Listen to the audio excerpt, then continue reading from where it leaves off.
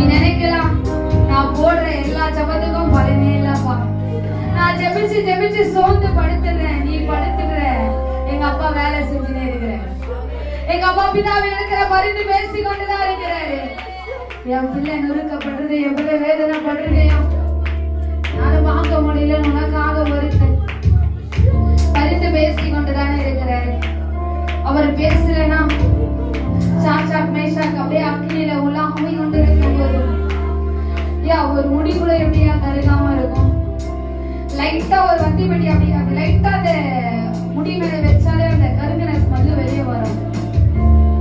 அதிகமா ஏத்துறாங்க 7 மணிக்கு.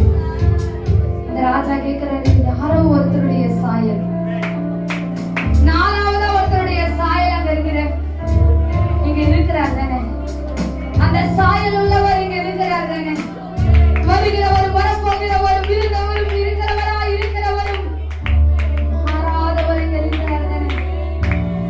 நான் நினைத்தவர் கைவிடுவாரா? மகன் மகன் நீ பயப்படாத, திடமானதா இருக்கு. மோசே மறிச்சிடுறாரு. யோசேப்புக்கு என்ன, யோசுவாக்கு என்ன தெரியும்?